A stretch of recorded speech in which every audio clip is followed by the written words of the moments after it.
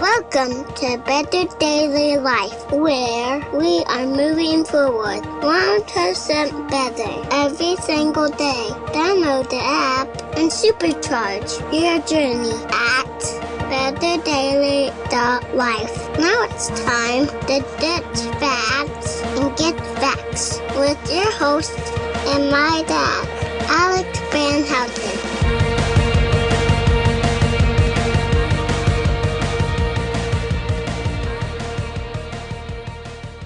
What is up, Betterment family? This is Alex Van Houten in Better Daily Live. Happy Friday. It is Flex Friday, and on Flex Friday, we help you on your betterment journey by going through something exercise related. And today we're talking about muscle memory. So one of our members here in the Better Daily community asked, hey, Alex, could you cover muscle memory? I understand that if I do the same exercises over and over again, my muscles might get used to that. And so if I'm going to make progress, I'm going to have to change some things up. And so I do want to address that because it's a very, very powerful and important question when it comes to exercise. So let's talk about a few principles real quick. First, when we say muscle memory, those two words, they're like a colloquial slogan. Have you ever heard somebody say, no pain, no gain? You ever heard that? It's a colloquial slogan, and it sounds true, but it's not really true, or at least not in the way that we understand it. And so, like, no pain, no gain is the idea that if you don't do something that is uncomfortable, then you will not grow. That's true, but pain is also a very good indication that you're injuring yourself. And so it's not as simple as that, right? If you go do something really painful, that doesn't necessarily mean you're making progress. It could mean that you're ripping your rotator cuff apart and you probably should stop, right? And what's hard about that in training, by the way, just in case you'd like to sympathize with me at all, what's hard about that in training is everybody's pain threshold is a little bit different. So I like to say as a trainer, no strain, no gain. That I think gets the point across a little better and keeps the rhyme. In other words, you do have to get uncomfortable in order to grow. You do have to get uncomfortable for exercise to change you, because exercise is an adaptive stress. And if you're not approaching an adaptive stress, if you're not uncomfortable, then that muscle won't grow. You won't get more endurable. You won't increase your blood volume. You won't increase your ability of your heart to pump blood, right? So no strain, no gain is more to the point. But, for some individuals I work with, maybe they're deconditioned, maybe they've never exercised before, then they find themselves in a position where they feel strain and it registers to them as pain. We're going up a hill and we're really driving hard through our legs and we're out of breath. And a little voice inside says, you need to stop. This really hurts. You need to stop. And you have to condition that voice. You have to be like, this isn't pain. This is uncomfortable. It's not easy. My muscles are burning, right? But it's not pain. It's not injurious to me. My kneecaps are going to be fine. My hips are currently not being ground to dust. My back isn't going to hurt for days after this when I try to tie my shoes. That's pain, and that's not good. So anyway, all that to say, muscle memory is kind of in the same category as the no pain, no gain colloquial slogan. It sounds true, and there's some truth in it, but the way we understand that truth is really important, right? So the term muscle memory, first of all, is kind of a misnomer, meaning that muscles don't actually remember anything. Muscles don't. But nerves do. So our nervous system, which controls our muscles, and I know it sounds like I'm splitting hairs here, but this is very important. Our nervous system, which controls our muscles, is capable of learning, is capable of creating memory. And that's very important because it makes the mechanism that it does that by, it makes us really efficient at things we do over and over and over again. I'll give you an example.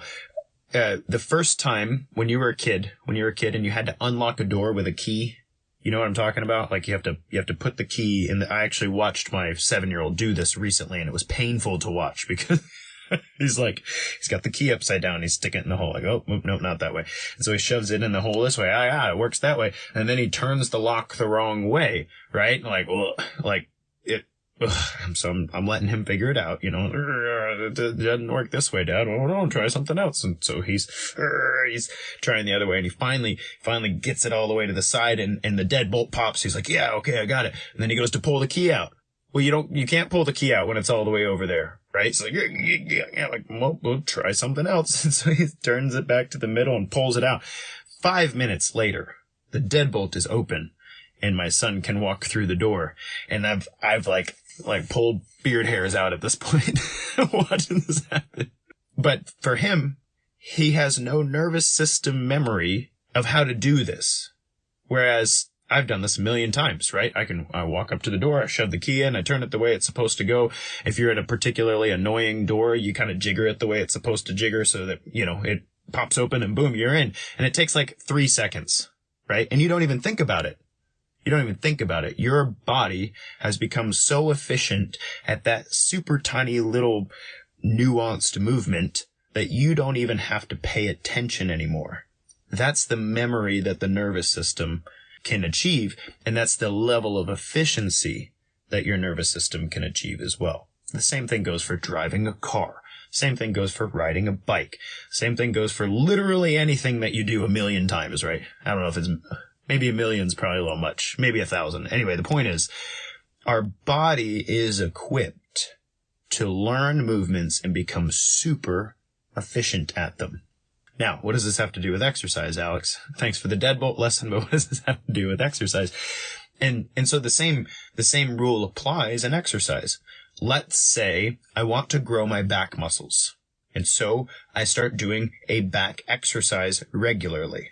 So every week I get on the cable low row, right? That's the machine that's shaped kind of like an L. You got your stack of weights right here. You sit on this spot right here, and you lean forward and you grab the handle. You sit up nice and straight and strong, and you pull it into your body, right? And your back muscles work really hard, right? If you're doing it right.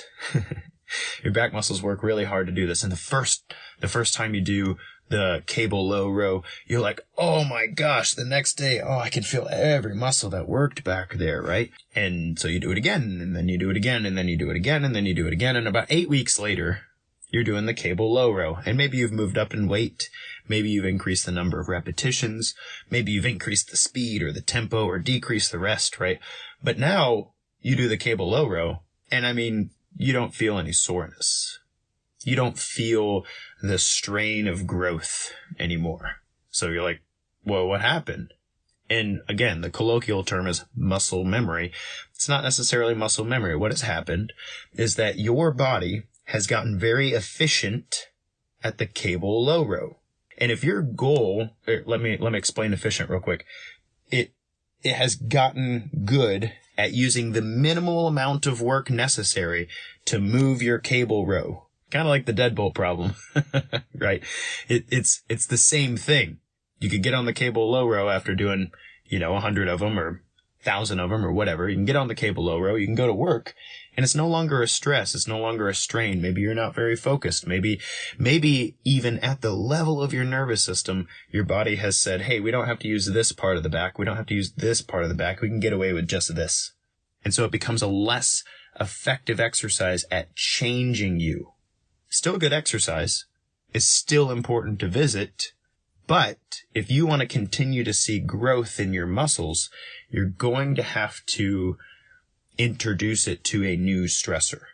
So you go from the cable low row because you heard Alex's shortcast and you're like, I still want to grow my back. So what I'm going to do? I'm going to do some lat pull downs. A lat pull down is, same kind of looking machine, but the handle's up here, not down here, right? And so you grab the handle up here and you keep your chest up tall and you pull all the way down and you kind of wing your back, right? And you go through it. And the next day, your back's like, whoa, what was that? Holy cow. And that's the lat pull down. You're like, great, the lat pull down. Some people think, oh, gee, that's a way better exercise than the low row. That's not the right conclusion.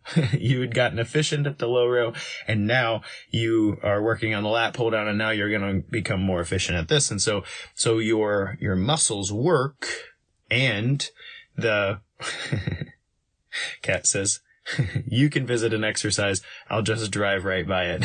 Thanks for that. But so you're on this lat pull down, right? And a few weeks later, the same thing happens. Your lat muscles have developed and grown, but now your nervous system has taught you how to be so efficient at this exercise that it's no longer an adaptive stressor. And so if you want to continue to grow your back, you have to get good at the single arm row. You got to get good at the dumbbell pullover. You got to get good at the deadlift. You got to get good at the pull up. And this idea that a variation in your exercise program will create new growth, that is all kind of tied up in this colloquial term, muscle memory. And so the truth of muscle memory is that our nervous system can remember and become more efficient at movements that we do, which will make them less and less effective at growing us over time. But that doesn't mean we just need to change up. I hate it when people say this, and so sorry if this is you, but don't say this. I will not claim you as a member of Better Daily who follows Coach Alex's work if you say this.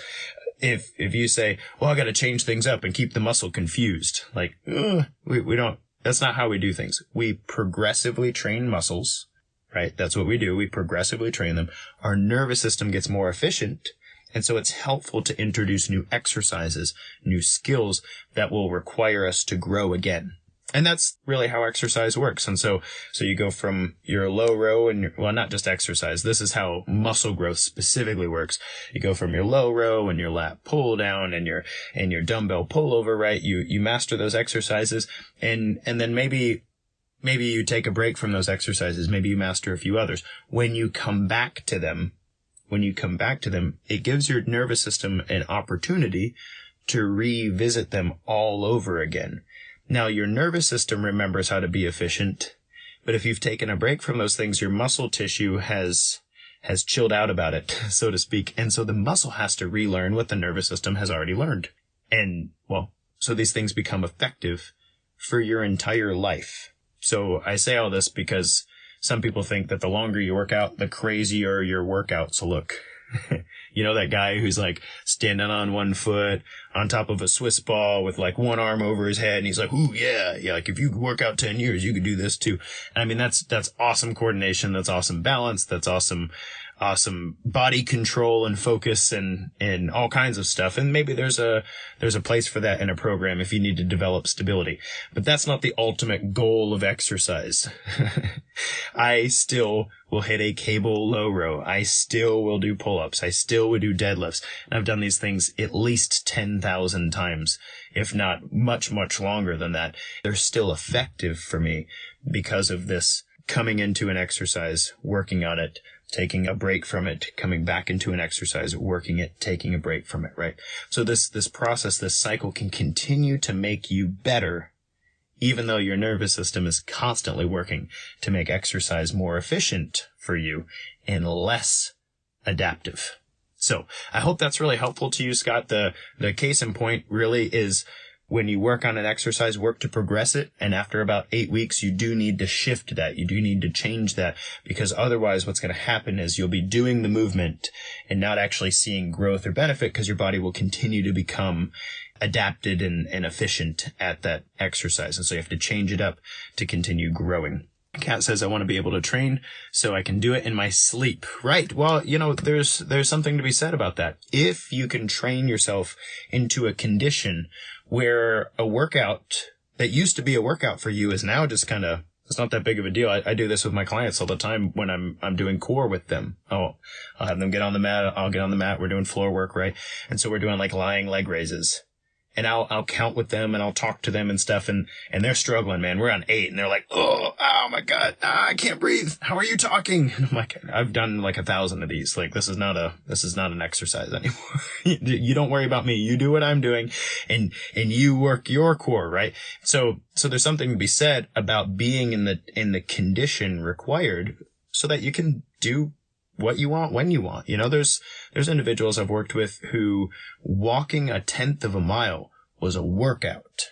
And that's a really rough place to be, okay? Like if that's you, I'm very sorry, because it's hard. It's hard to be in that place. But hey, you're there, whatever.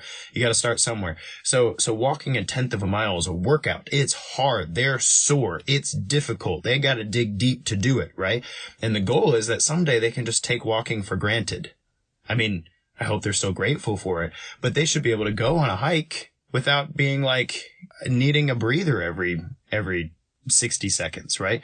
So that said, that is kind of the goal for some of the exercises that you do, is that right now, the things that are exercise to you, hopefully you'll adapt and become so efficient that you get to enjoy it. You get to take it for granted. You get to play with your grandkids and not have to be like, gosh, squats are so hard. Like, you just get to enjoy playing, and that would be good. She says, I worked 2 years on the sit and rise test. And that's what I'm talking about. That idea that, your longevity markers are connected to being able to get off the floor without using your hands. Like, that takes a lot of work to be able to do if you've lost that ability. But if you regain that ability, it's a good marker for flexibility, for strength, for core musculature, for focus, for coordination, for balance. And so all of those things are things that I really hope you get to take for granted. I hope that they get to be kind of, a deadbolt lock kind of problem, that you've become efficient and conditioned to those things. Janet says, I wish I could get there with running. It still pushes me for heart rate. And not to share all of your story, Janet, but her heart doesn't really like intense cardiovascular work. So conditioning running is really difficult for her. And I feel you, Janet. I think for me, the high intensity of running, like running up a hill, it rarely gets easy. For me, anyway. It rarely gets easy. I can get better at it, but it's never like, I'm just going to run this hill and it's fine. But I have kind of a cruising speed, which is cool. I had to develop a cruising speed. So, I love it. I hope that helps, Scott. Thank you for the question. I think that was a powerful question. Muscle memory, as we say, colloquial memory, or the no pain, no gain. These things have grains of truth in them, but I appreciate that we can get down to the nitty gritty and think about how these things can affect our betterment journey and how to make the best use of the hand we've been dealt with these awesome bodies we have. Guys, this has been Alex Van Houten on Flex Friday. Thank you so much for joining me in Better Daily Live. Until next time, it's just 1%. You got this.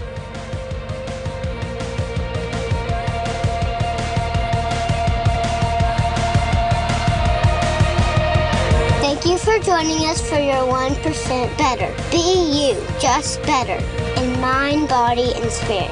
Go to betterdaily.life, download our app, and check out our 5-star coaching resources. We all have a cross to carry. It's lighter when we do it together. Go to betterdaily.life today.